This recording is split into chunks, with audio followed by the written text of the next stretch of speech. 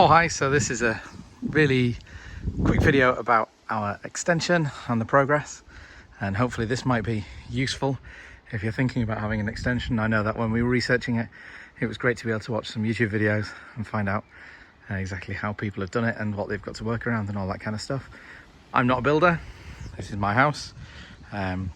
We've got builders coming back on Tuesday. We're right in the middle of lockdown towards the end of May now in the coronavirus outbreak, so nothing has happened here on site for about 3 months, which has been quite frustrating. And as you can see, we started and then had to stop. Two reasons we had to stop. One was because of coronavirus, but also because of some drainage issues that arose whilst we were working on the project. So I'll explain that, and it might give you a bit of an insight into the sorts of things you've got to look at. So the drains for this house actually serve 3 properties. So ours, next doors, and next door again. So they serve 3 properties, as is quite common with lots of 1930s semis. And the issue is that the main drain runs underneath this little extension which next door have. It runs down here through that hole, which has got a bit of concrete in it now, underneath here, and then into this inspection chamber here, which, as you can see, is a drain. Before this extension was done, which was done about 15 years ago before we moved in, obviously that would have been outside the house and would have run down the house underneath. And when it was built the last time, during that extension, obviously they kept the drain running underneath the house, and that was all fine. However, when we've come to do it, we were told originally by Yorkshire Water that it would be fine to run the drain underneath next door's extension, carry on down here, and then potentially come out through here. Hence there's been a little gap left in the footings, down the path, take all the path up, and then round the front of the house onto the main drain, which is on our driveway. That was then poo-pooed.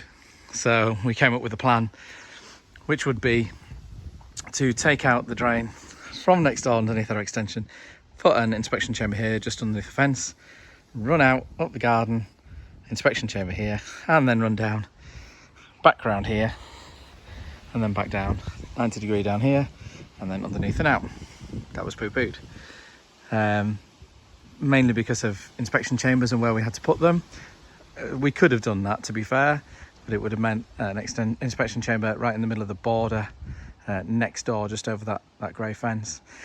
Now we've got some great neighbours, and what they actually suggested is their manhole is on the other side of their extension, just down here on the other side. So they said, well, hold on, why don't we just bring the drain across our garden, down your garden, then turn and then go into there. We are so lucky to have them, and they said that's okay. And even luckier that as we're all quite bored at the minute because of not working, that they've said, it's fine, we'll dig it. So we've started that today, so they've been digging that down there underneath their garden, then it comes out here. I'm digging this one. Excuse the fact that there's a massive hole. I'm not really bad at digging. There actually was a fish pond in there, one of those fiberglass fish ponds, which the owners, prior to us moving into the house 5 years ago, left and filled in with rubble. I found 2 bags of cement, so I've just dug a bit of that out, and I'll probably dig a little bit more out as well, so it's out of the way of the pipe when the pipe's laid. So yeah, it's quite annoying. So we're in the process of digging that, so that's going to go up the garden, inspection chamber somewhere around here, and then do a 90 degree and 10, and then go underneath the house. So everything's just taken longer because of lockdown and people making decisions about things. I'll put some plans on the video so you can see what it's roughly going to look like.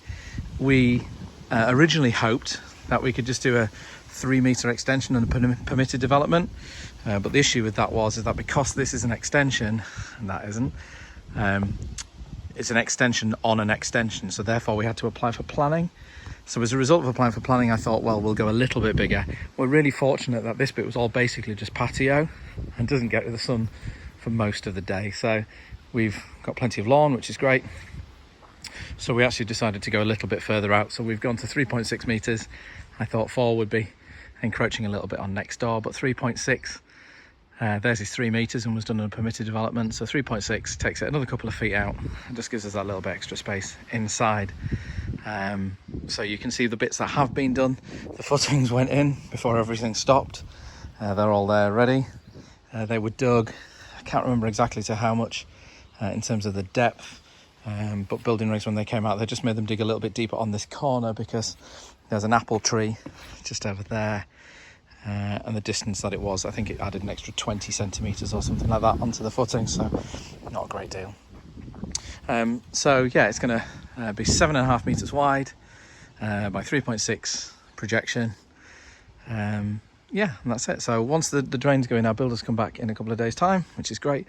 I'll show you what's been done with the drainage in the inspection chambers, and then I'll do some of the videos as we're working on it. Thanks a lot, bye.